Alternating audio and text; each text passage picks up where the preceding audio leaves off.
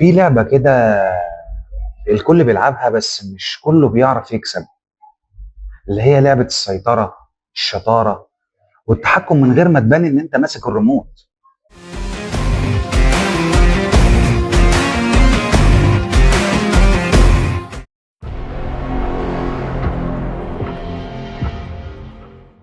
في الحلقة دي هنتكلم عن 10 قوانين، اول 10 قوانين من كتاب 48 قانون للقوة للكاتب روبرت جرين المعروف طبعا.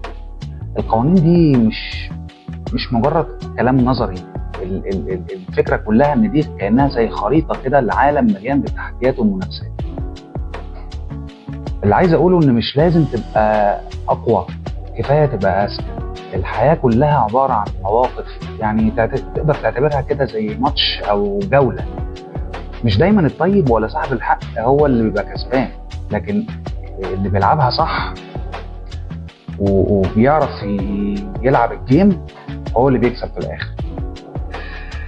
في الحلقه دي هنفتح ملفات سريه وهنفك مع بعض رموز القوة بعقلية اللي عايش وسط الناس، مش اللي عايش في برج عالي بقى وقافل على دماغه يعني. هنشوف القوانين بس بينا احنا في الشغل بقى، في البيت، مع اصحابك. يعني هندي امثلة وهتفهم ان الفكرة مش في الصوت العالي خالص، لا، في العقل اللي عارف يلعبها صح.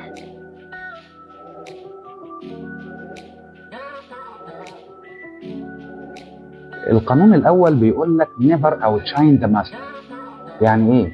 يعني لا تلمع اكتر من السيد. يعني بيقول لك ببساطه ما تلمعش اكتر من اللي اكبر منك. المعنى العميق هنا ان الناس اللي في مراكز قوه، خصوصا الرؤساء او اصحاب النفوذ، بيكون عندهم دايما جزء من شخصيتهم حساس جدا ناحيه الكبرياء والمكانه. حتى لو ظاهرهم متواضع، جواهم بيحبوا يحسوا ان هم رقم واحد، وانك مش بتنافسهم ولا بتفكر تسبقهم. فانت لو حاولت انك انت تبان اذكى او انجح او اكتر شعبيه قدامهم، ساعتها هتتحول من صديق لعدو. وممكن تتعاقب مش لانك غلطت خالص، لا، لانك خليتهم يحسوا انك بتسحب البساط من تحتهم، وده اخطر نوع من انواع العداوه الخفيه. مثال، في الشغل مثلا، لو انت موظف جديد في شركه ومديرك مش متمكن قوي او بطيء شويه، ما ينفعش تقعد تظبط الدنيا كلها وتخلي كل اللي حواليك يبصوا لك ان انت ايه، يقول لك يا ريتك تبقى انت المدير. لا، لان كده هتخليه يحس انك انت تهديد ليه، وساعتها هيبدا يحاربك مش هيشكرك. لو في العيله مثلا، لو انت عندك اخ كبير بيحب يبقى هو القائد، ما ينفعش ترد عليه في كل مره وتكسبه في كل نقاش، لا، حتى لو انت عندك حق، يعني حتى لو انت معاك الحق، لان هو هيحس انك انت بتكسر هيبته قدام باقي العيله. لو انت مع اصحابك مثلا، لو صاحبك دايما بيحب يكون هو صاحب الافكار والحلول وهو صاحب القعده من الاخر، ما تحاولش تبان انك دايما الاذكى، لان ده ممكن يحول العلاقه من صحوبيه لغيره خفيه. نيجي بقى للدروس المستفاده. نستفيد ايه من القانون ده؟ اول درس بيقول لنا ان القوه مش دايما في انك تبان الاذكى. القوه الحقيقيه في انك تخلي اللي حواليك يحسوا ان هم الاذكى، بس مش وانت بتحرك كل حاجه. يعني سيب اللي عايز يسوق يسوق، ما دام انت كده كده معاك الدركسيون، سيبه يسوق. الحاجه اللي بعد كده كمان بيقول لك خليك عندك ذكاء اجتماعي، اعرف امتى تلمع وامتى تطفي النور شويه، عشان اللي فوقك ما يحسش انك خطر عليه. يعني بالبلدي المع بس سيب الكبير يلمع اكتر، المع بس سيب الكبير يلمع اكتر.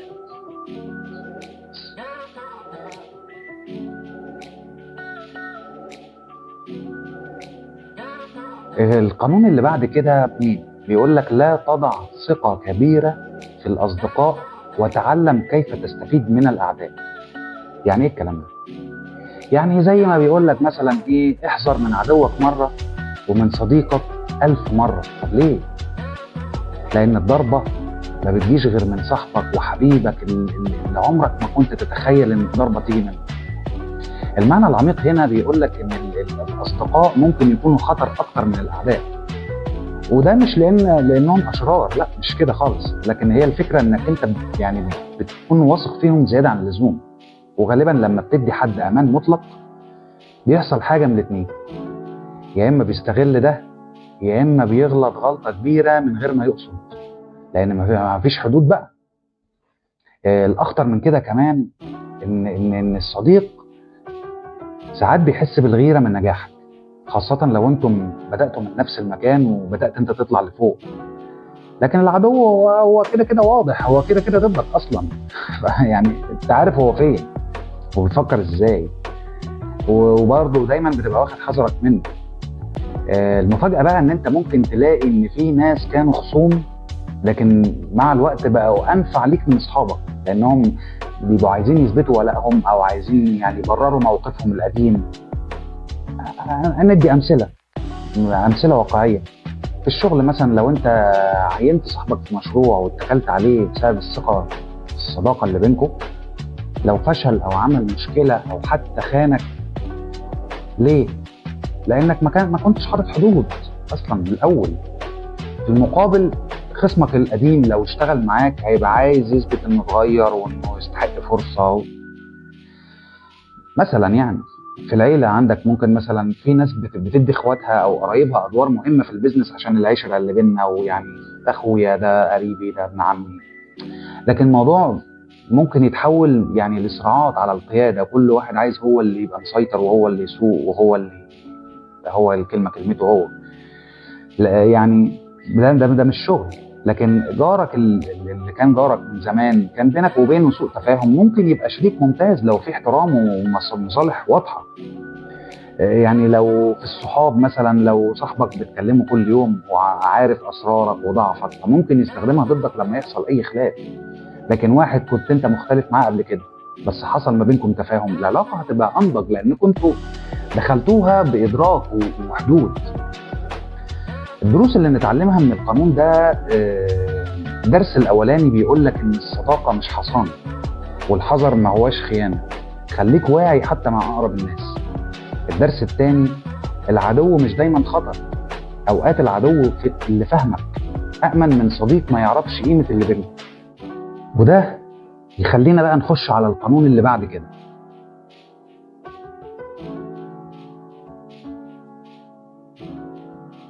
قانون رقم 3، اخفي نواياك. يعني ببساطة ده اللي بينطبق عليه مثل داري على شمعتك تزيد، بمعنى انك ما تبقاش كتاب مفتوح، يعني خلي كل حاجة في وقتها. المعنى العميق هنا بيقول لك ان النية الواضحة يعني خطة مكشوفة، يعني هدف سهل الضرب. لو الناس فهمت انت بتفكر في ايه، هتعرف توقفك او حتى تقلدك او حتى ممكن تبوظ لك اللي انت كنت بتسعى له. القوة هنا مش انك تبقى شرير، القوة في انك دايما تبان سابق بخطوة. وده طبعا مستحيل يحصل لو كل اللي حواليك شايفين تحركاتك ونواياك زي كتاب مفتوح، هم عارفين عنك كل حاجة، يعني فاهمين كل حاجة عنك. الناس بطبعها بتحكم، بتعارض، بتحب تتدخل في اللي ملهاش فيه. فكل ما تكشف نيتك بدري، كل ما هتلاقي عوائق اكتر حتى لو كانت نيتك سليمة. هندي امثلة واقعية برضه في الشغل. لو قلت للناس انك عايز تبقى مدير، هتلاقي اللي بيحاربك واللي بيحط لك عراقيل واللي بيحسدك. لكن لو انت اشتغلت على نفسك بهدوء واثبتت كفاءتك، فجأة ممكن تلاقي نفسك فوق والكل مستغرب يقول لك ايه ده، ازاي ده حصل. في العيلة، لو انت قلت انك انت ناوي تشتري بيت مثلا، هتلاقي اراء وتشكيك وحد يحبطك وحد هيقول لك انت مش هتقدر تسد على الاقساط يا ابني والدنيا صعبة. لكن لو انت سكت واشتغلت وقعدت مع نفسك كده وفاجئتهم، تبقى انت كسبت الهدف وكسبت احترامك لنفسك. الناس ساعتها هتبص لك بصة احترام، ايه ده ما قالش لحد ده ازاي عمل كده. مع صحابك، لو انت بتحكي لصاحبك انت انك مثلا ناوي تفتح مشروع او عايز تقدم على خطوة معينة، في الاغلب هيحبطك او هياخد الفكرة او حتى ممكن ينصحك نصائح تجيب لك احباط من غير قصد. لكن لو انت بدأت مع نفسك بهدوء، وبعد كده لما المشروع وقف على رجله حكيت، يبقى انت حميت نفسك ببساطة، مش محتاجة. الدروس المستفادة هنا نستفيد منها من القانون ده، يعني تفهم انك انت ما تخليش كل الناس تعرف نيتك ببساطة، مش محتاجة. الدروس المستفادة هنا نستفيد منها من القانون ده، يعني تفهم انك انت ما تخليش كل الناس تعرف نيتك. اللي بيبان بدري بيتهز بدري. ودرس كمان بيقول لك اللعب على المكشوف حلو في الكورة. اللعب على المكشوف حلو في الكورة، لكن في الحياه دايما التخطيط في السر هو اللي بيكسب. يعني من الاخر، استعينوا على قضاء حوائجكم بالكتمان.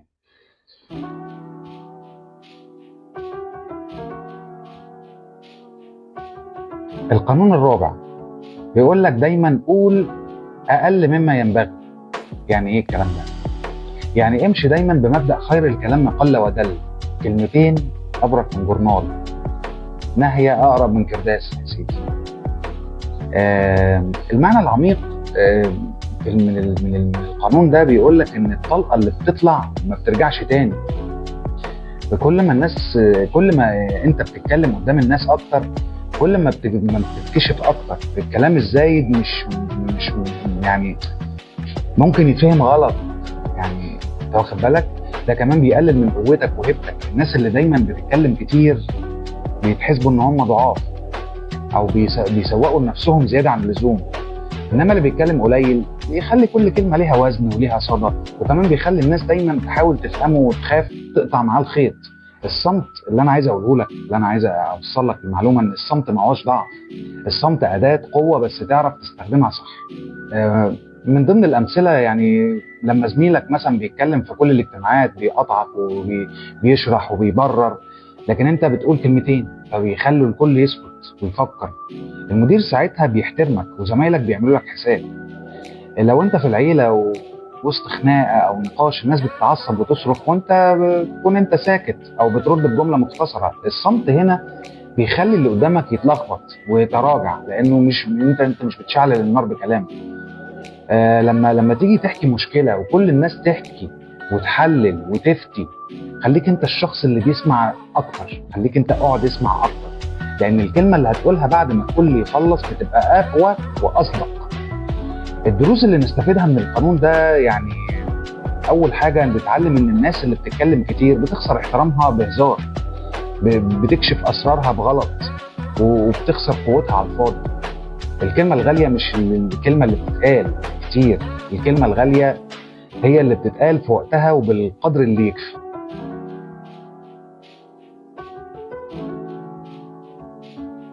القانون الخامس بيقول لك ان السمعه كل حاجه، حافظ عليها بحياتك. سمعتك هي العمله اللي الناس بتتعامل بيها معاك. لو اتشوهت فانت كده انتهيت حرفيا. يعني السمعه هي اول حاجه الناس بتشوفها عنك قبل ما يسمعوك او يدوك فرصه اصلا. ممكن تبنيها بذكاء وممكن تهدمها في لحظه، وناس كتيره هتحاول توقعك فيها عشان تكبر على حسابك.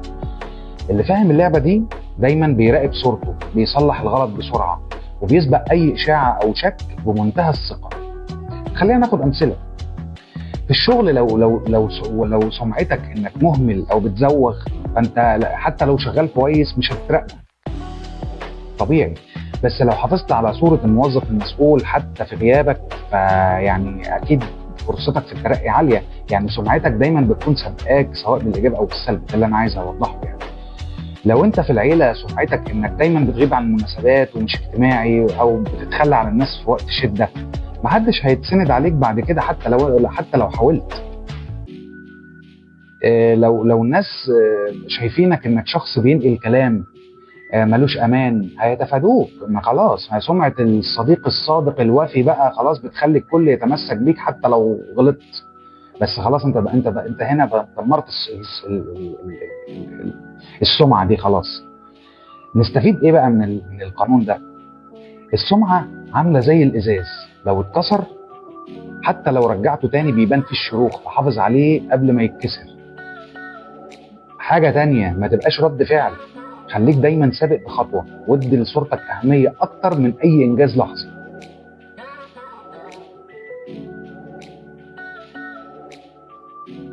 ونيجي بقى للقانون السادس اللي بيقول لك اجذب الانتباه بأي ثمن. في عالم مليان ناس وأصوات وأحداث، اللي ما بيتشافش فكأنه مش موجود. الشهرة مش رفاهية، دي سلاح، واللي بيعرف يلفت النظر حتى من غير ما يتكلم بيكسب مساحات في عقول الناس. الانتباه هو أول خطوة للسيطرة، ولما الناس تبدأ تبص لك تقدر توجه نظرهم زي ما تحب.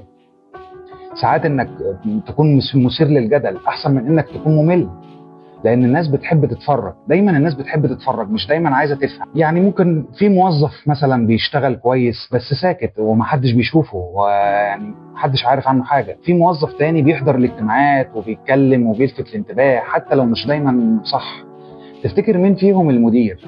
يعني مين فيهم اللي المدير هيفتكره وقت الترقيه؟ اكيد طبعا اللي ظهر. لو في العيله مثلا لو انت اختفيت الناس هتفتكرك انك مش مهتم، لكن لو انت دايما بتدخل في المواقف اللي ليها صدى او المهمه فانت هنا بتسيب علامه وبتتحسب لك على فكره. لو انت مع صحابك اللي دايما ساكت او في الخلفيه وجودك بيتنسي، لكن اللي دايما ليه بصمه الناس بتتكلم عنه حتى في غيابه. نستفيد ايه من الكلام ده او ايه الدرس هنا؟ الدرس هنا بيقول لك الاختفاء بيخليك بره اللعبه، الظهور هو اول خطوه للسيطره. حاجه كمان، ما تسيبش صورتك تتكون بالصدفه، ما تسيبش حاجه للصدفه، اصنع حضورك ولو حتى بحكايه او موقف او حتى حركه ذكيه.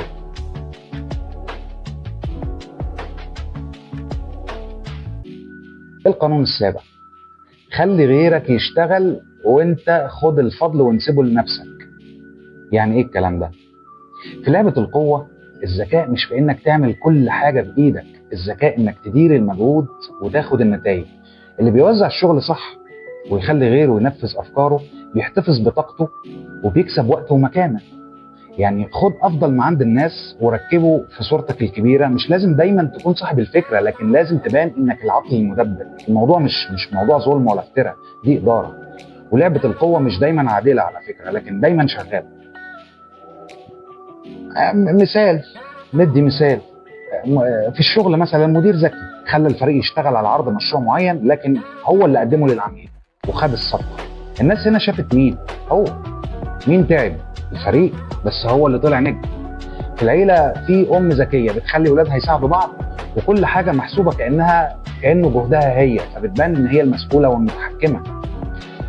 مع صحابك مثلا صاحبك مثلا دايما بياخد منك افكار وبيقولها قدام الناس على انها بتاعته. اهو ده فاهم القانون ده كويس على فكره. اهو اللي بيعمل كده ده فاهم القانون كويس، بس لو استخدمته انت لازم تستخدمه بذكاء مش بجشع. ليه؟ لان اي شيء بيزيد عن حده بيتقلب لضده. نستفيد من هنا ايه؟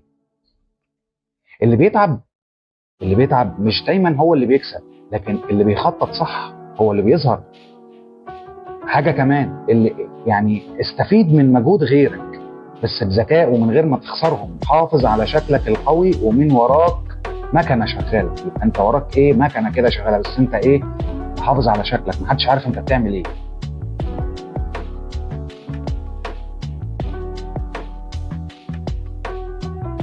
نخش بقى على القانون اللي بعد كده، قانون رقم 8. بيقول لك خلي الناس هي اللي تجيلك ولو اضطريت ترمي طعم. يعني ايه معنى الكلام ده؟ القوة مش دايما في الحركة، ساعات قوتك بتكون في سكوتك او في سكونك.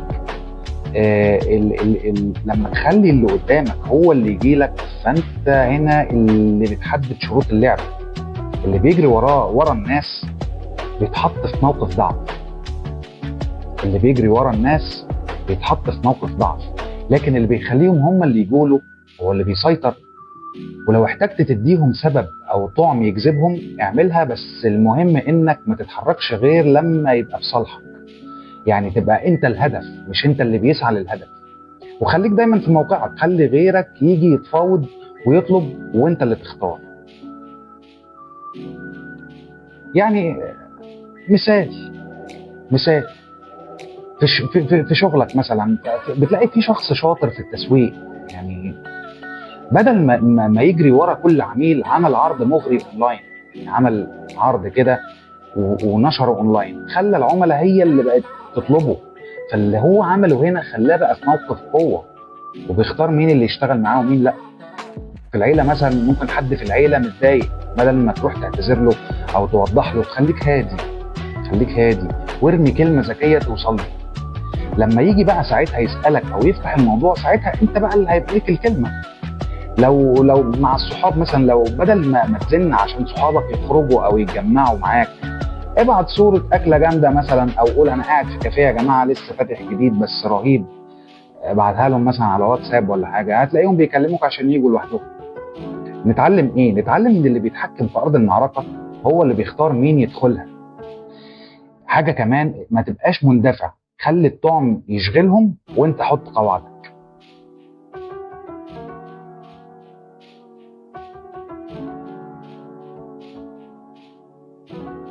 خش على القانون اللي بعد كده، قانون رقم 9، بيقول لك اكسب بالفعل مش بالكلام او الجدال. يعني ايه؟ الجدال عمره ما بيغير قناعه، بالعكس بيخلق عداوه، لكن الفعل الصح بيسكت الكل وبيقنع بدون كلمه. الناس بطبعها بتدافع عن رايها، ولو دخلت معاهم في النقاش حتى لو عندك حق هيتمسكوا برايهم اكتر. انما لما تخلي الفعل هو اللي يتكلم فانت بتقنعهم غصب عنهم، وبتحافظ على صورتك قويه من غير ما تخسرهم او تدخل في تحدي. ناخد امثله. في الشغل زميلك دايما بيشكك في طريقه شغلك، بدل ما ترد عليه بكلام سيبه وخلي شغلك يلمع، وخلي النتائج هي اللي ترد عليه. الناس بتسمع الكلام بس بتصدق الارقام. في العيله لو اختلفت مع حد من اهلك على طريقه تصرفك، ما تحاولش تثبت انك صح بالكلام، اثبت ده بافعالك. خلي الوقت والمواقف هي اللي تشهد لك. صاحبك بيقول انك مثلا مش بتقف معاه، ما تضيعش وقت في الشرح. انا عملت وسويت وبتاع، لا لا لا لا، خد خطوه وساعده لما يحتاج. ده اللي هيفرق ساعتها. اللي بيجادلك هيعندك، لكن اللي يشوفك بتنجح هيسكت. الكلام سهل يترد عليه على فكره، لكن الفعل ما بيتردش.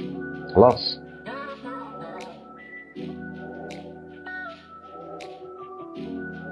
اخر قانون معانا بقى هو القانون رقم 10.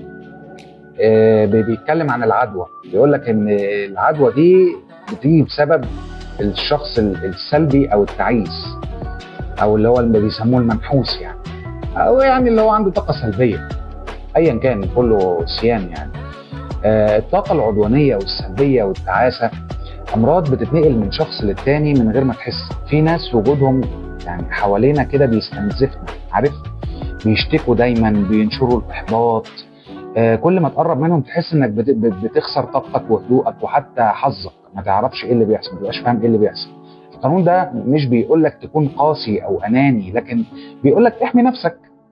ده العقل والطاقه بيتلوثوا زي الجسم بالظبط، ولو فضلت حوالين الناس الغلط هتبقى زيهم من غير ما تحس. في الشغل هتلاقي في زميل دايما بيشتكي من المدير، من الشغل، من المرتب، من الظروف، من كل حاجه.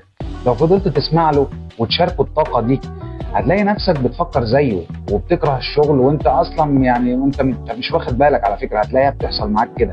انما الحل ايه؟ خليك محترم بس من بعيد. في العيله في قرايب دايما بيكلموك عن الفشل والناس الوحشه والحظ الوحش. خد بالك الجمل دي بتتحفر في العقل وبتاثر على قراراتك. حدد المسافه وفلتر الكلام. مع صاحبك دايما عنده طاقه سلبيه، كل ما تعملوا حاجه مع بعض تخسر او تتبهدل. راجع انت بتشارك مع مين. طب ممكن تحبه بس ما تشاركوش سكتك. ونتعلم حاجه كمان، ان اختيار الناس اللي حواليك هو اول خطوه في طريق قوتك. ودي يعني كانت بداية المسيرة مع أول 10 قوانين من كتاب 48 قانون للقوة. زي ما شفت معايا كل قانون فيهم بيحمل معاني عميقة وأمثلة من حياتنا اليومية. حاولت إن أنا أبسطها وأجمعها كده بطريقة تبقى بسيطة وتناسب الناس كلها. وأهم حاجة إنك تعرف إزاي تطبقهم في مواقفك اليومية، لأن ده هيخليك دايما في مكان أقوى. الحياة لعبة كبيرة، واللي بيلعب صح هو اللي بيكسب في النهاية. القوانين دي هتساعدك انك تكون اكثر وعيا ويعني وتدير مواقفك بحذر وذكاء. فالعبها صح عشان تكون دايما في القمه. وما دام وصلت معايا لحد هنا يبقى انت كده وصلت. هستناك تكون معايا الحلقه الجايه. اشوفك على خير. سلام.